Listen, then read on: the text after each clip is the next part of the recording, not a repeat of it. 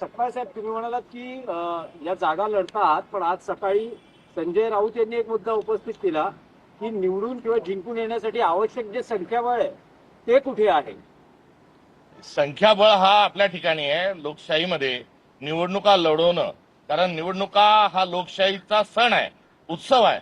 या उत्सवामध्ये विरजन घालण्याचं आणि विकृती घालण्याचं काम भारतीय जनता पक्ष सातत्याने करतोय.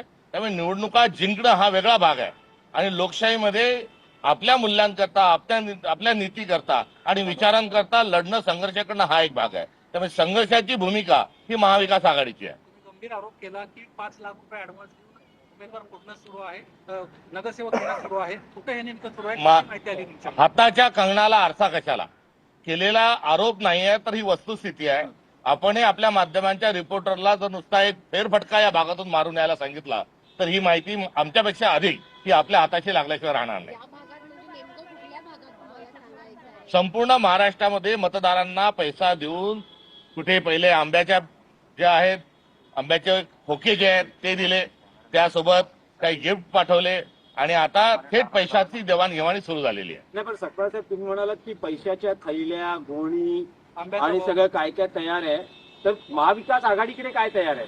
महाविकास आघाडीकडे लोकशाही वाचवण्याचा ठाम निर्धार जो आहे आणि संघर्षाची भूमिका तयार आहे.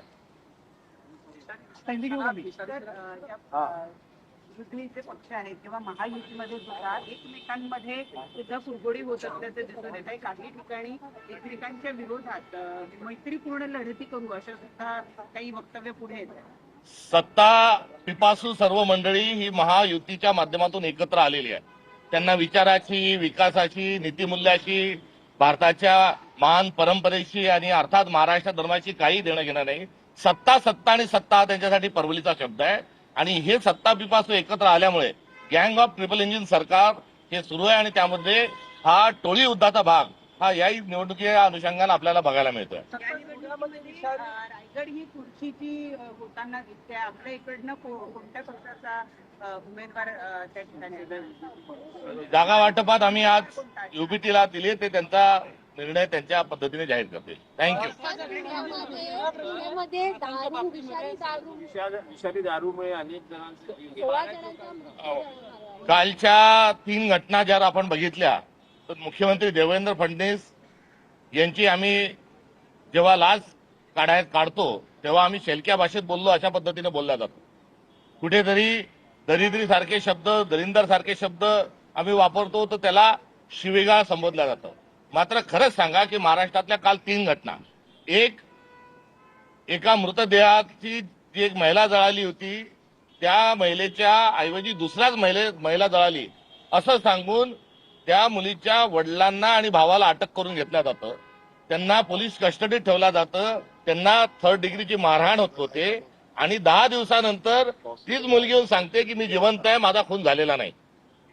जो गुन्हाच झालेला नाही, जी व्यक्ती मृत्यूच पावलेली नाही, तिच्या मृत्यूमध्ये तिच्या वडिलांना आणि भावाला आणून पोलीस कोठडीत डांबला जात आहे. हा महाराष्ट्र पोलिसाचा अत्यंत गलथान जो कारभार आहे हा थेट मुख्यमंत्र्यांच्या नाकर्तापणाच्या अनुषंगाने आहे.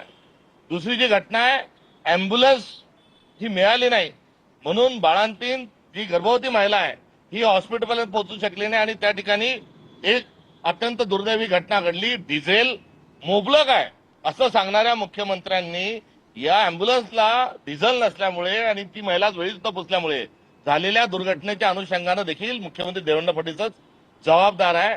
तर लॉ अँड ऑर्डरची सगळी ऐसी का तैसी झालेली आहे. महाराष्ट्राच्या अब्रूची लखतरे जी ती वेशीवर टांगलेली आहे आणि अशाच्यात पोलीस नावाचा विषय हा कुठेच नसल्यामुळे हा मृत्यू झालेला आहे. तात्काळ स्वरूपात अशा अवैध व्यवसाय आणि विषारी दारू ज्या ठिकाणी आहे त्या ठिकाणच्या पोलिसांना, त्या ठिकाणच्या ठाणेदारांना, तिथल्या एसपींना, डीवायएसपींना तात्काळ निलंबित करावं. चुकीचे आरोपी पकडून आणल्याबद्दल तिथल्या ऍडिशनल एसपीला आणि ठाणेदाराला तात्काळ स्वरूपात निलंबित करावं आणि डिझेल न मिळाल्यामुळे जर मृत्यू होत असेल तर महाराष्ट्राच्या मुख्यमंत्र्यांनी किमान त्यांचं गृहमंत्रीपद सोडावं आणि जनाची नाही तर मनाची असेल तर ही जबाबदारी स्वीकारून, नैतिक जबाबदारी स्वीकारून राजीनामा द्यावा.